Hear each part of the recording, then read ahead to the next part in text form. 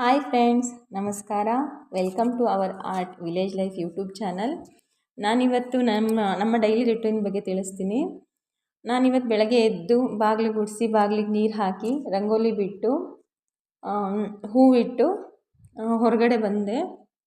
ಇನ್ನು ಕತ್ತಲೆ ಆಗಿತ್ತು, ಫುಲ್ ಬೆಳಕಾಗಿರಲಿಲ್ಲ. ಇವತ್ತು ಬಾವಿ ಲೈನ್ 4 ಗಂಟೆಗೆ ಕೊಟ್ಟಿದ್ದರು. ಹಾಗಾಗಿ ನನ್ನ ಹಸ್ಬೆಂಡ್ 4 ಗಂಟೆಗೆ ಎದ್ದು ಗಿಡಗಳಿಗೆ ಮತ್ತು ಜೋಳಕ್ಕೆಲ್ಲ ನೀರು ಹಾಯಿಸೋದಕ್ಕೆ ಹೋಗಿದ್ದರು. ನಾನು ಅವ್ರ ಜೊತೆನೇ ಹೋಗಿ ಸ್ವಲ್ಪ ಹೊತ್ತಲ್ಲಿ ನೀರು ಹಾಯಿಸಿ ಆಮೇಲೆ ಸ್ವಲ್ಪ ಬೆಳಕಾದ್ಮೇಲೆ ವಾಕಿಂಗ್ ಹೋಗಿದ್ವಿ.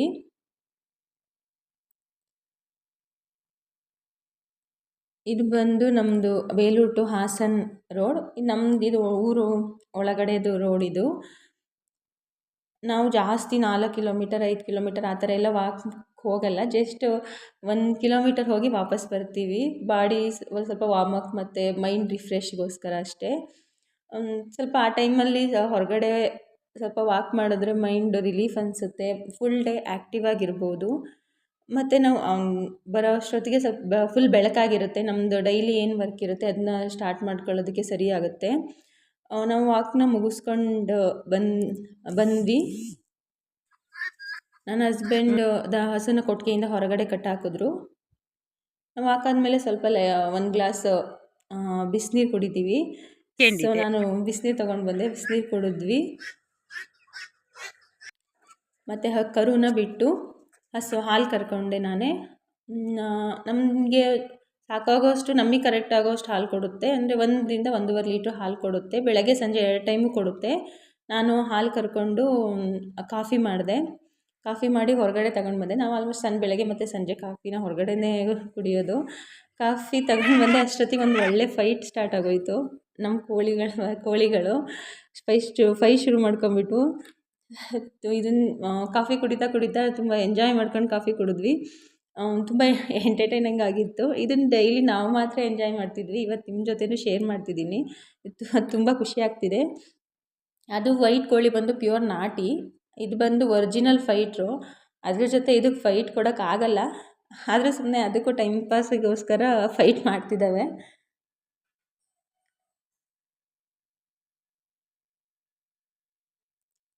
ಅದು ವೈಟ್ ಕೋಳಿ ಸ್ವಲ್ಪ ಏಜ್ ಆಗಿದೆ, ಹಾಗಾಗಿ ಅದ್ರ ಜೊತೆ ಫೈಟ್ ಮಾಡೋಕ್ಕಾಗಲ್ಲ. ಅದಕ್ಕೆ ಓಡೋಗ್ಬಿಡ್ತು. ನನ್ನದೇ ಇವತ್ತು ಈ ಥರ ಸ್ಟಾರ್ಟ್ ಆಯಿತು. ತುಂಬ ಚೆನ್ನಾಗಿತ್ತು, ತುಂಬ ಎಂಜಾಯ್ ಮಾಡಿದೆ.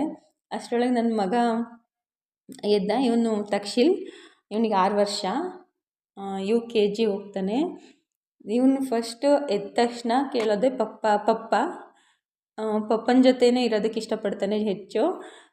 ಹಾಗಾಗಿ ಪಪ್ಪನ ಜೊತೆನೇ ಹೋಗ್ತಾನೆ. ಇವನಿಗೂ ಸ್ವಲ್ಪ ಕುರಿ ಕೋಳಿ ಎಲ್ಲ ತುಂಬ ಇಷ್ಟ. ಹಾಗಾಗಿ ಸ್ಕೂಲಿಗೆ ರೆಡಿ ಆಗೋವರೆಗೂ ಅವ್ರ ಪಪ್ಪನ ಜೊತೆನೇ ಟೈಮ್ ಸ್ಪೆಂಡ್ ಮಾಡ್ತಾನೆ. ನಾನು ಅಷ್ಟರೊಳಗಡೆ ತಿಂಡಿ ರೆಡಿ ಮಾಡೋಣ ಅಂತ ಬಂದೆ. ನಾನು ತಿಂಡಿದೆಲ್ಲ ವೀಡಿಯೋ ಮಾಡಲ್ಲ, ಯಾಕೆಂದರೆ ತುಂಬ ವೆರೈಟಿ ಫುಡ್ಡು ಮತ್ತು ತುಂಬ ಡಿಫ್ರೆಂಟಾಗೆಲ್ಲ ಏನು ಟ್ರೈ ಮಾಡಲ್ಲ. ನಾರ್ಮಲ್ ಒಂದು ವೀಕ್ಲಿ ಮೆನ್ಯೂ ಇರುತ್ತೆ, ಅದ್ರ ಪ್ರಕಾರನೇ ನಾನು ಅಡುಗೆ ತಿಂಡಿ ಎಲ್ಲ ಮಾಡೋದು. ನಮ್ಮ ಮನೇಲಿ ಯಾರೂ ಅಷ್ಟೊಂದು ವೆರೈಟಿ ಮತ್ತು ಟೇಸ್ಟ್ ಇರಬೇಕು ಆ ಥರ ಯಾರೂ ಪ್ರಿಫರ್ ಮಾಡಲ್ಲ. ಹಾಗಾಗಿ ನನಗೆ ಸ್ವಲ್ಪ ಅಡುಗೆ ಕೆಲಸ ಕಡಿಮೆನೇ. ಅಷ್ಟೊತ್ತಿಗೆ ಅವ್ನು ಸ್ಕೂಲಿಗೆ ರೆಡಿ ಆಗೋ ಅಷ್ಟೊತ್ತಿಗೆ ತಿಂಡಿ ರೆಡಿ ಮಾಡ್ತೀನಿ. ನಾವು ಅಂದರೆ ಡೈಲಿ ಬೇಕಾದರೆ ಒಂದೇ ಥರ ಫುಡ್ ಕೊಟ್ರೂ ಓಕೆ, ತಿಂತಾರೆ. ಆದರೆ ಟೈಮಿಗೆ ಕರೆಕ್ಟಾಗಿ ಕೊಡಬೇಕು ಅಷ್ಟೇ. ನಾನು ತಿಂಡಿನ ರೆಡಿ ಮಾಡಿ ನನ್ನ ಮಗನ ಸ್ಕೂಲಿಗೆ ರೆಡಿ ಮಾಡಿ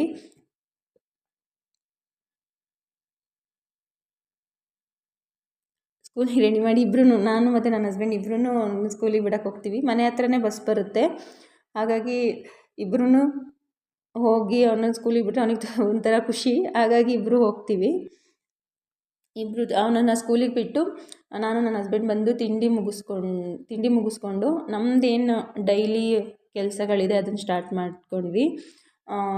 ನಾನು ಮನೆ ಕ್ಲೀನಿಂಗ್ ಮಾಡಿಕೊಂಡೆ. ಅಷ್ಟರಲ್ಲಿ ಅವರು ಹಸುನ ಕಟ್ಟಿ ಮತ್ತು ಕುರಿಗೆ ಮೇವು ಹಾಕಿ ಕೋಳಿ ಫುಡ್ ಹಾಕಿದ್ರು. ನಾನು ಮನೆಯನ್ನು ಕ್ಲೀನ್ ಮಾಡಿ ಮಧ್ಯಾಹ್ನಕ್ಕೆ ಊಟ ರೆಡಿ ಮಾಡಿದೆ. ಅಷ್ಟೊತ್ತಿಗೆ ಮಧ್ಯಾಹ್ನ ಆಗೋಯಿತು. ಅಷ್ಟು ನನ್ನ ಮಗ ಇವತ್ತು ಸ್ಯಾಟರ್ಡೇ ಆಗಿರೋದ್ರಿಂದ ಸ್ಕೂಲಿಂದ ಬೇಗ ಬಂದ. ನಾವು ಸ್ಕೂಲಿಂದ ಬಂದ ಮೇಲೆ ನಾವು ಊಟ ಮುಗಿಸಿ ನನ್ನ ಹಸ್ಬೆಂಡ್ ಏನೋ ಮಾಡ್ತಿದ್ದಾರೆ. ಇದರಿಂದ ಇವತ್ತು ಹೊರಗಡೆ ಕೆಲಸ ಸ್ಟಾರ್ಟ್ ಮಾಡಿದ್ರು. ಏನು ಮಾಡ್ತಿದ್ದಾರೆ ಅಂತ ನೋಡೋಣ ಅಂತ ಹೋದೆ.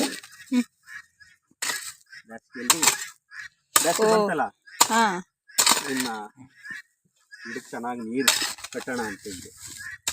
ಅದೆಷ್ಟು ಉದ್ದ ತೆಗಿತೀರಾ ಗುಂಡಿನ? ಒಂದು ಅರ್ಧ ಅಡಿ. ಒಂದು ಅರ್ಧ ಅಡಿ ನೀರು ನಿಲ್ಬೇಕು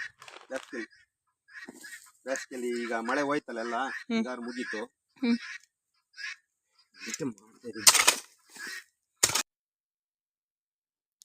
ಅಷ್ಟರೊಳಗೆ ನನ್ನ ಮಗನೂ ಕುರಿನ ಹಿಡ್ಕೊಂಡು ಬಂದ. ನಾನೇ ಕುರಿನ ಮೇಯಿಸ್ತೀನಿ ಅಂತ. ಅವನು ಸ್ಯಾಟರ್ಡೆ ಮತ್ತು ಸಂಡೇ ನಮ್ಮ ಜೊತೆನೇ ಹೊಲದಲ್ಲೇ ಜಾಸ್ತಿ ಟೈಮ್ ಸ್ಪೆಂಡ್ ಮಾಡ್ತಾನೆ. ನಮ್ಮದು ಇವತ್ತಿಂದು ಮೇಯ್ನು ಹೊಲದಲ್ಲಿ ಕೆಲಸ ಬಂದುಬಿಟ್ಟು ತೆಂಗಿನ ಗಿಡಗಳ ಸುತ್ತ ಫುಲ್ ಕ್ಲೀನ್ ಮಾಡೋದು. ಯಾಕೆಂದರೆ ಮಳೆಗಾಲದಲ್ಲಿ ಫುಲ್ಲು ಮಣ್ಣೆಲ್ಲ ತೊಳ್ಕೊಂಡು ಬಂದು ಫುಲ್ ಡೌನ್ ಆಗಿರುತ್ತೆ, ನೀರು ನಿಲ್ಲಲ್ಲ. ಹಾಗಾಗಿ ಈಗ ಬೇಸಿಗೆ ಸ್ಟಾರ್ಟ್ ಆಗಿರೋದ್ರಿಂದ ನೀರು ನಿಲ್ಲೋದಕ್ಕೋಸ್ಕರ ಈ ಥರ ಫುಲ್ ಡೌನ್ ಇದು ಗುಂಡಿ ಥರ ಮಾಡ್ತಾರೆ. ಅಲ್ಲಿ ಹೇಗಿದ್ದರೂ ನೀರು ಬಿಡ್ತೀವಲ್ವ, ಆ ಪ್ಲೇಸ್ನ ಯಾಕೆ ವೇಸ್ಟ್ ಮಾಡಬೇಕು ಅಂತ ಮನೆಗಾಗೋಷ್ಟು ತರಕಾರಿನಾದರೂ ಹಾಕೋಣ ಅಂತ ಮೂಲಂಗಿ ಮತ್ತು ಜವಳಿ ಬೀಜನ ಹಾಕಿದ್ವಿ.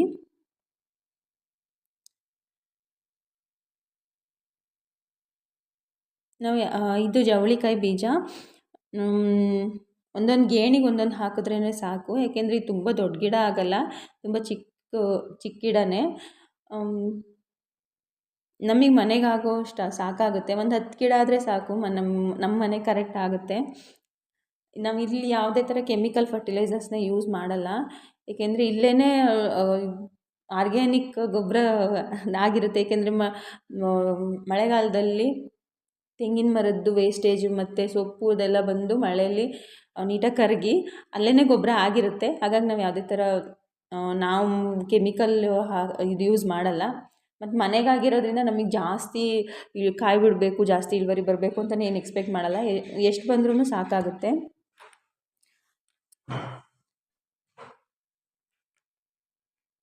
ಅಲ್ಲಿ ಸುತ್ತ ಫುಲ್ ಜವಳಿ ಬೀಜನ ಹಾಕಿ ಮಧ್ಯೆ ಮೂಲಂಗಿನ ಹಾಕಿದ್ದೀವಿ.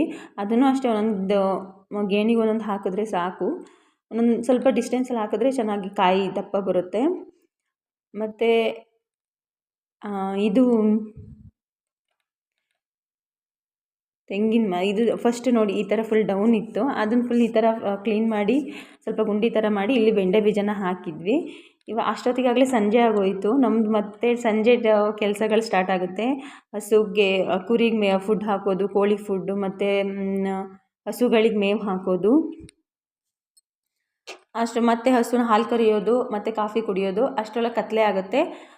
ಅಷ್ಟೊತ್ತಿಗೆ ಕೋಳಿನ ಕೂಡ ಹಾಕಿ ಮತ್ತು ಹಸುನ ಮತ್ತು ಕುರಿನ ಒಳಗಡೆ ಕಟ್ತೀವಿ, ಕೊಟ್ಟಿಗೆ ಒಳಗಡೆ. ಅಷ್ಟೊತ್ತಿಗೆ ಫುಲ್ ಕತ್ತಲೆ ಆಗೋಗುತ್ತೆ. ಒಳಗಡೆ ಒಂದು ನಮ್ಮದು ನಾರ್ಮಲ್ ಮಗನಿಗೆ ಏನು ಹೋಮ್ವರ್ಕ್ ಕೊಟ್ಟಿರ್ತಾರೆ ಹೋಮ್ವರ್ಕ್ ಮುಗಿಸಿ ನಮ್ಮದು ಊಟ ಮಾಡಿ ಮಲಗಿಬಿಡ್ತೀವಿ ಬೇಗ. ಇದೇ ನೋಡಿ ಫ್ರೆಂಡ್ಸ್ ನನ್ನ ಡೈಲಿ ರುಟೀನ್. ಸೊ ನೀವು ಹೀಗೆ ಪ್ರತಿದಿನ ಹಳ್ಳಿ ಕೆಲಸಗಳನ್ನು ನಾವೇನೇನು ಕೆಲಸಗಳನ್ನ ಮಾಡ್ತೀವಿ ಅಂತ ನೋಡಬೇಕು ಅಂದರೆ ನಮ್ಮ ಚಾನಲ್ನ ಸಬ್ಸ್ಕ್ರೈಬ್ ಮಾಡಿ. ನಮ್ಮ ವಿಡಿಯೋ ಇಷ್ಟ ಆದರೆ ಲೈಕ್ ಮಾಡಿ, ನಿಮ್ಮ ಫ್ರೆಂಡ್ಸಿಗೂ ಶೇರ್ ಮಾಡಿ ಮತ್ತು ಸಪೋರ್ಟ್ ಮಾಡಿ.